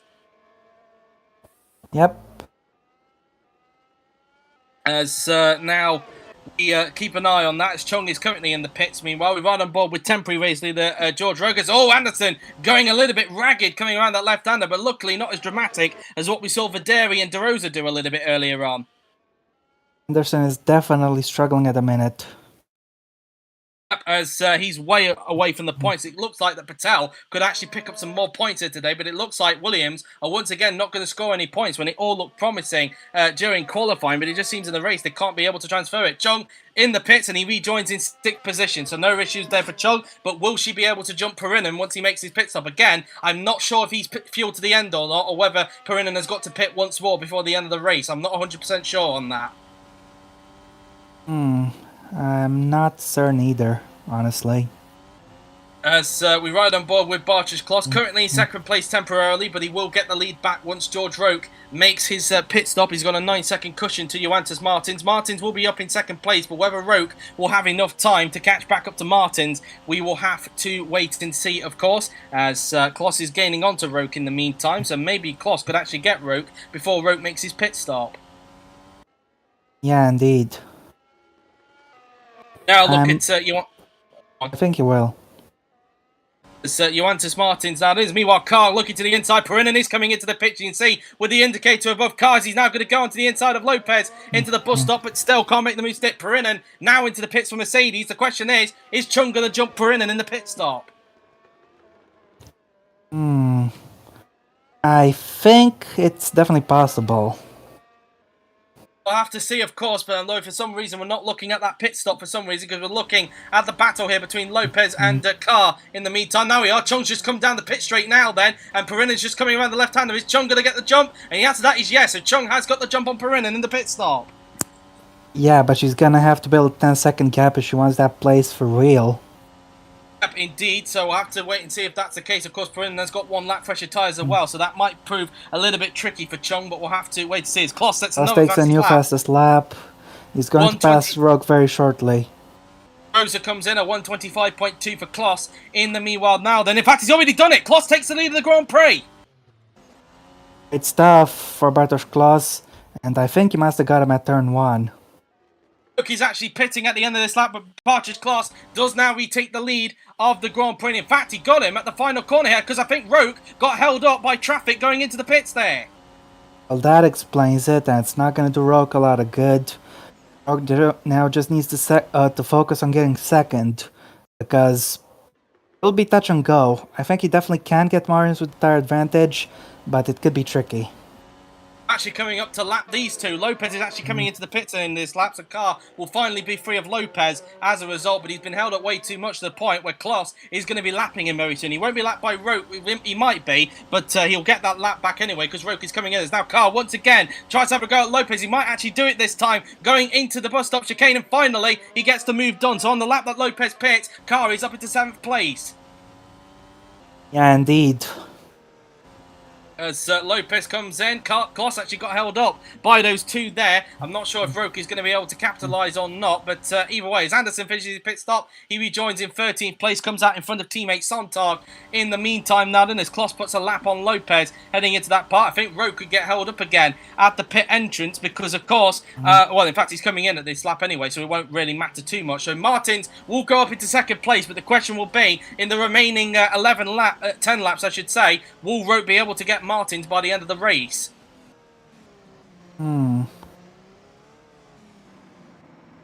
Roke now then comes into pit lane now then for Red Bull, as Lopez also comes into pit lane meanwhile as well for Toyota. A change of tyres and fuel. He's obviously fueled to the end of the race. Martins does go up into 2nd position meanwhile, as Lopez makes his pit stop, looking to get more points for Toyota in this race after he got a brilliant 6th position last time out at Interlagos. He's having to wait for Roke to go by though, even though he had a 4.9 second stop. Roke does go through. He also had a 4.9 second stop, so both the Red Bull and Toyota mechanics making the same time in the pit stops there, as Roke will now try and chase down Martins before the end of the race. But meanwhile, Kloss has got a comfortable lead out in front, a 12-second lead, and as all goes well, he's looking good to get his 2nd career victory in the top class.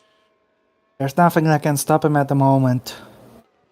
Indeed so, as he now makes his way around the bus stop chicane. He's already put a lap on our car. Meanwhile now then, as Lopez rejoins in 10th, he rejoins behind Kirishima De Rosa's McLaren at the moment now then. As we look at Roke, he's in 3rd position, got a big gap. As De Rosa's out! Just as I was talking about him there, he's out of the race, and it's a suspension failure for the looks of it. It's a puncture, sorry, that takes care of De Rosa, and McLaren. McLaren hadn't had a retirement so far yet, but in the 3rd race, De Rosa is out with a puncture, so that means as a result, who actually does go into the points and all of that? I'm not so sure by that. It looks like it's Chatfield that's going to be put into the points for Ferrari, but I'm not sure if he's yet to pit yet or not. Have Ferrari even gotten points yet? As meanwhile, the gap between Martins and Roke is 14 seconds, so that's something to note. But confirmation there of De Rosa's retirement. Have Ferrari gotten points yet this season or not? They are the only team so far that's yet to score points. All the other 10 teams have scored points this season. Ferrari have not. And Chatfield is fueled to the end of the race, so he is legitimately in the points. But whether or not Willows or Anderson can catch him up before the end of the race, we'll have to wait and see. But at the moment, Chatfield is running in the points. Yeah, indeed. It'll be a brilliant result if he can drag that hunk of junk to P10. But let's see if he can hold on. Indeed, we'll have to wait and see as Suto gets lapped by Jesus Perinin there, going around the left-hander there. as he's actually going to be pitting very soon in the Aston Martin, because as you can see, he's got 4.9 laps worth of fuel in his wagon, so he'll be pitted soon. Willows is actually coming in, so in fact he's not going to be a factor. Anderson will be, because he has just pitted. So Anderson, I'm not sure if he's able to catch up or not by the end of the race, but we'll have to wait and see, of course, whether he's able to gain onto Chatfield in these remaining 9 and a bit laps, I would say. Meanwhile, Kloss is now 15.3 seconds, as Roke has got to find 12 seconds to get onto Martins by the end of the race now. So that's still a big gap he's got to try and gain onto. Let's see what it's like coming out the exit of Sector 2 here. And it's down to 11.4, so he's rapidly gaining onto the Renault driver here. Yes, indeed. And so that clearly shows that the degradation on here, if it was normal conditions, would have been pretty high if we had a dry race here at Aragon. But unfortunately, we weren't able to see the most of that in this race, because, of course, it has been changeable conditions here at Aragon. The first European race of the season, of course, this season. Of course, we won't be at a European race next week, but we will be in 2 weeks' time over at Misano, which is actually where Formula 2's next race is in 2 weeks. Meanwhile, Roke sets the fastest lap. Where are we going next race? It's Baku for the Azerbaijan Grand Prix is next week. So right. Thank you. As what I was about to say there is Roke has actually set the fastest lap at 1 minute 25.1. So he's currently holding on to the bonus point for the fastest lap of the race as he continues to to bring the gap down to Johannes Martins. Oh dear, got a cough at the wrong point there. Yeah. As meanwhile, we got a pit call for Jose Frederic Suto in the Aston Martin. As meanwhile, look at the gap now between Martins and Roke. It's now down to 9.9 seconds. Yes, that's right. As I'm pretty sure then that I'm pretty much convinced, Rob, and I'm not sure about you, that Roke will probably get Martins before the end of the race. But of course, we have seen that drivers have had some difficulty trying to pass with the wet patches on the racetrack. So that must be something that Roke has got to keep an eye on, as Kloss now breaks into the 1 minute 24s. He is definitely going to catch him before the end of the race. Passing is another matter. As meanwhile, Chung has built up. She has not built up the gap to Perrin at all. In fact, the Spaniard is gaining on her. So Chung will have to sell for 6th in this race. At the moment, indeed, unless something happens to Perrin, and it looks like it's going to be 6th place for the current championship leader, who at the moment I think is going to be losing the championship lead if it were to stay like this. Let's see what the pace difference is like between Martins and Roke. Meanwhile. Went down to 8.6 seconds that time by, so I think he took 8 tenths out of him in that last sector. So as I mentioned a lap ago, Roke is rapidly gaining onto him thanks to those fresher tyres he's got. Suto's into the pits meanwhile. He's just finished his pit stop and he comes out in 15th position. Meanwhile, Anderson is 13.7 seconds behind Chatfield, and he is on fresher tyres, so I don't know if he's gaining on to Chatfield rapidly like what Roke is doing to Martins, but we'll keep an eye on that as best as he can. The gap is now down to 7.7 seconds between Martins and Roke here. Yes, indeed. Just saw Patel there having a bit of a moment. Oh, my goodness me. That was very close to a spin there. How did Patel keep that one in check? I'm not even sure myself, but he's done good to keep it on the road. Got loose there on the curb, and then it continued to just get out of shape. He got on the wet patch, and luckily, by some miracle, he was able to keep it off the grass there. Yep. And, well, Patel, as a result, lives to fight another day, as he's looking good to possibly add some more points to the account that he got at Interlagos last time out, and doing well for Sauber at this stage in the early part of the season, as we ride on board with Rahul Patel now then, as he tries to find a way down towards the hairpin now then on the racetrack to go. Of course, he was the one that Chung, of course, collided with in the early part of the race, which of course gave Chung the penalty, if I'm not mistaken, at the end of the first lap. I could be wrong on that, but no, in fact, no, that wasn't it. That was a separate collision. It was a racing incident that he was involved with Julius Anderson. So yeah, that's that really is. We look at Martins meanwhile as he continues to lose time to Roke and to Kloss, because the gap is up to 21.8 seconds. The gap as Roke crosses the line is now down to 6.2 seconds. So yeah, Martins has got to be watching his mirrors in these next couple of laps, I think. Yeah, indeed. Roke now then comes around turn number 3 on the racetrack now then. Around turns 4 and 5 we will go, as he's pushing hard to get that second place back in this Grand Prix now then, as they now make their way around the double left-hander on this racetrack. As now we wait to see what the gap is like coming out of Sector 1 here, and it is 5.3 seconds, so he's gained massively in Sector 1 there, and Martins has got to watch his mirrors very, very soon as Roke continues to eat into his lead in front. As meanwhile, Martins just needs to manage his tires so that he can defend in the final few laps, because he can still salvage second from this.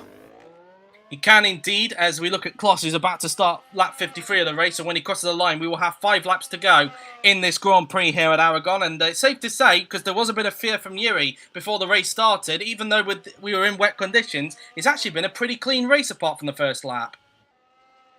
Indeed. And I think Yuri will definitely be impressed with that. 4.5 seconds now is the gap between Martins and Roke. So I think in around about 2 laps' time, I think we will see Roke be on the back of Martins and fight for second place before the end of the race. Martins crosses the line. There's Roke in the background. He's just popping to shot there as he brought the gap down to under 4 seconds. No, it's 4.0, but he has set the fastest lap in the process. A 1:24.666 and a devil's phone number on the decimals there for George Roke. As with that timing, I need to take a short bathroom break. Okay, as Willows just had a moment going around the left-hander as he tries to gain onto Satanov in front. 2.3 seconds the gap, as Willows hasn't really recovered in this race. Of course, he got damage on the first lap of the race after another good qualifying session, and, well, he's just never been able to recover, really. And, unfortunately, it looks like McLaren are not going to get any points either, of course, because of De Rosa's retirement that we saw earlier on, thanks to a puncture. So, it looks like it's going to be a 0-pointer for McLaren in this race. I'm not sure if they're going to drop any more positions in the constructors, but we'll have to wait and see. 3.2 seconds now is the gap between Martins and Roke in this race as he now makes his way around the bus stop chicane on this racetrack now. Then Roke going towards the right and left-hander. He will go. There's Martins just popping into shot there just in front as it's now 2.5 seconds. 4 laps to go for the race leader, Bartosz Kloss, to take his second career victory in the top class now then. And there is Martins just in front, and he's going to be under pressure from the Red Bull very, very soon in this Grand Prix now then. Around the hairpin we go and in towards the final 2 corners. Let's see what the gap is like when they cross the line to start their lap 54. The race. Kloss has already started it on his side, but let's see what's like as meanwhile Sontag has a bit of a moment going around that left-hander there, and it's rudely cut away from what was going on there. Perrin not being able to gain onto not being able to pass Chung at this stage. The gap is now 2.1 seconds between Martins and Roke. In the meanwhile, Roke can see him just in front, and he can see that second place is there from the taking as they now make their way through the left and right-hander now then. We will go. And, well, for the 3rd race in a row, it looks like the fight for second place is up for grabs once again. We had a fight for second in race 1 before Chung went on to pass Roke for the lead of the race. And we also had a fight for second between Kloss and Quarg for second place at Interlagos. And once again, we've got a fight for second in the closing stations, this time between Martins and Roke here. Yeah, it's going to be quite interesting. Has Martins got enough in the tank to hold on? I'm not sure. We'll have to wait and see. It should be a most entertaining conclusion to this Grand Prix. Through towards the bus stop we go now then as Roke continues to breathe it down. And in fact, he might have a run here going down the back straight.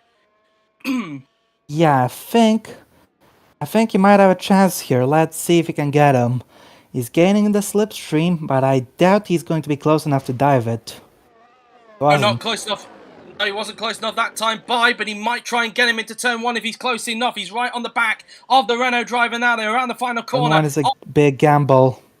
There's a big gamble. Can Roke pull it off? Martin's going defensive now. Then Roke trying to go to the inside line. He's later on the brakes. Down towards the first corner we go. And Martin's just doing enough to hold on to Wooly because Roke is still keeping his foot in there. But Martin's, for the meantime, holds on for second place. But Roke is now really putting pressure on the Renault driver here.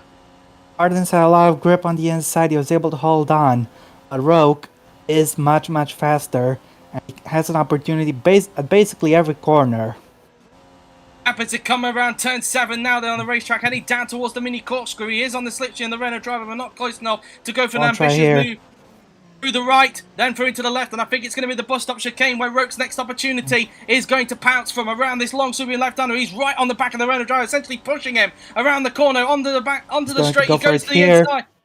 Roke on the inside. Can he pull the move off into the chicane? No, he can't. He just didn't have enough. It was wet on the inside, and Martin's doing enough to hold on. Martin's is not giving up on this second place. He's lost a bunch of time. He won't be able to get on the straight here.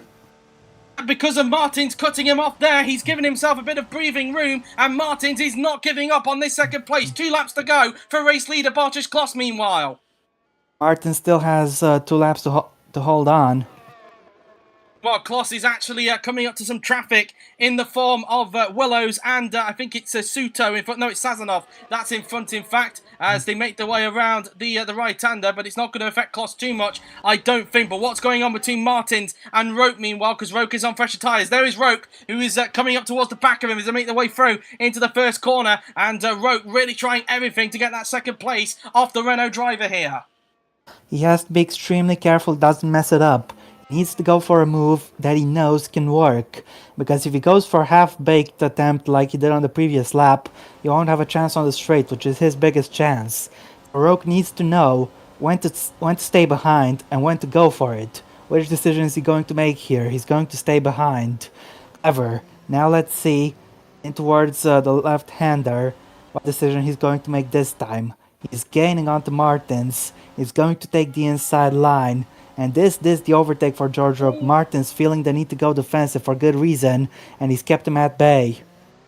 Yes, he has indeed, and once again, Martin's building a bit of a cushion to stay in front. This is going to go right to the final lap, I think, between Martins and Roke. Speaking of which, Barter's class has just started the final lap of the race here at Aragon, and Roke is too far back to get him. Roke is not going to be close enough here. He's going to need to make sure that he doesn't go for the move into the next hander on this final lap.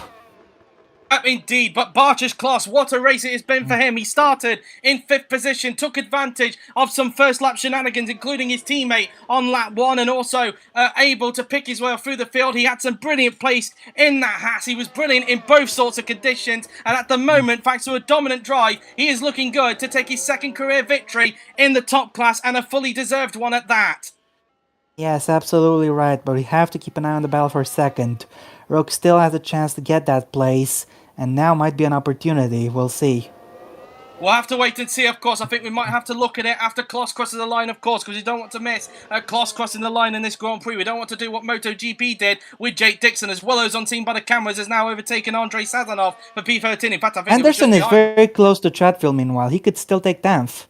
He has taken 10th. He's just taken 10th just there, so Chatfield, unfortunately, is not going to get points for Ferrari here. But meanwhile, here comes Barter's class, who rounds the first to last get all the points. The 57 for the 57th and final time. Roke is 1/10 behind. He's got second for Martins. We'll take a look at that in a minute. But Kloss comes around the final corner, and after a dominant drive, it is going to be Barter's class who wins the European Grand Prix here at Aragon. A dominant drive from the Polish driver, and he takes his second career victory. As we'll take a look and see what happened. Fantastic win.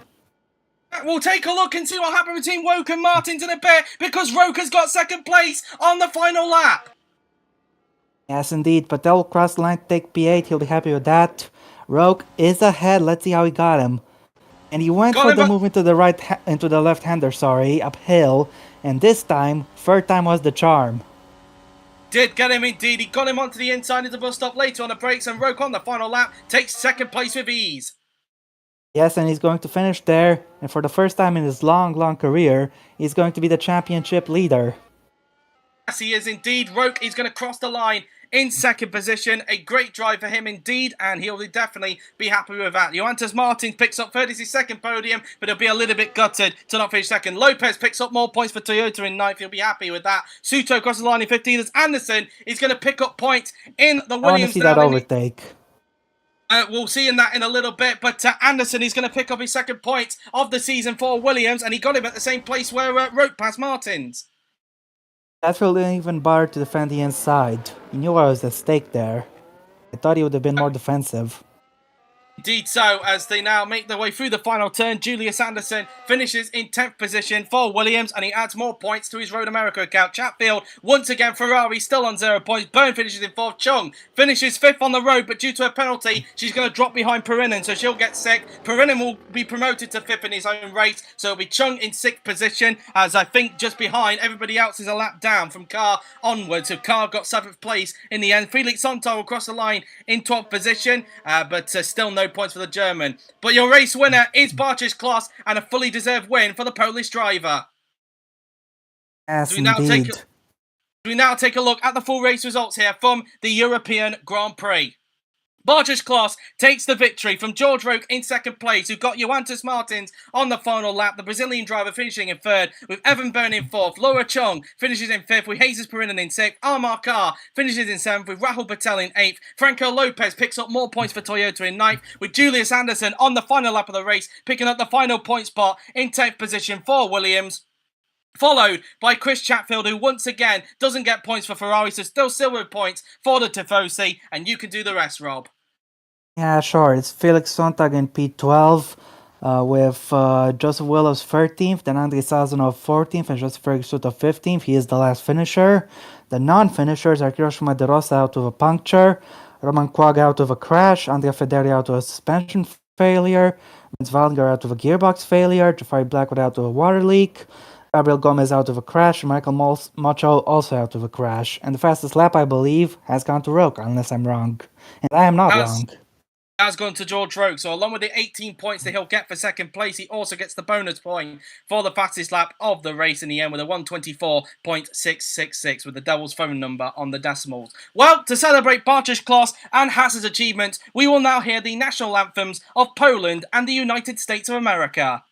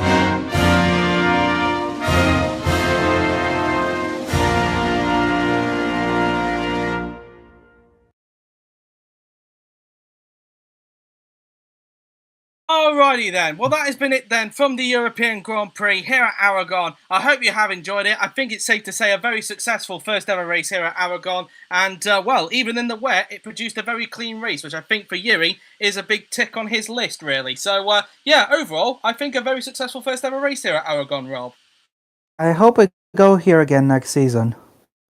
Yeah, I hope so indeed, because I think I think just like with Road America, it has deserved its place here on the top class calendar. But we'll wait and see what Yuri's magic wheel does for next season's calendar, of course. But until then, guys, that has been it. I hope you enjoyed it. A very exciting race. The next top class race will, of course, be on next week at the popular Baku City circuit for the running of the Azerbaijan Grand Prix. F2 isn't on next week. It'll be back in 2 weeks' time at Mazzano for when the top class is obviously there, of course, for the San Marino Grand Prix. But although F2 isn't on next week, World Champ Car will be on instead next week, and that will be over at the Circuit of the Americas in Austin, Texas for round 2 of that championship. Whether or not Bernardo de Oliveira can repeat his magic work from Indianapolis, we'll have to wait and see on that, but that'll be something to watch Neil out. Gray's gonna win. We'll have to wait and see. Don't forget, of course, on Friday, Saturday and Sunday, DTM and Formula E are in action, with DTM over at Assen for round 2 of the championship in the Netherlands, whilst Formula E will be over at the Autodromo Hermanos Rodriguez for the running of the Mexico City E-Prix. And I can exclusively tell you right now, because I got a message from Blake last week about this, the race will actually be on at a later time of 5 p.m. BST rather than 1 p.m. BST, despite the fact that F1 isn't on, and that is due to the fact that Blake is actually travelling back from Leicester on that day, so he won't be able to meet the 1 p.m. BST. So it will be on at 5 p.m. BST this Sunday, so do look forward to that anyway. But until then, guys, that has been it. I hope you have enjoyed it, so thank you all for watching. I'm JW97, he's been Rob, and we will see you next week over at Baku. Take care.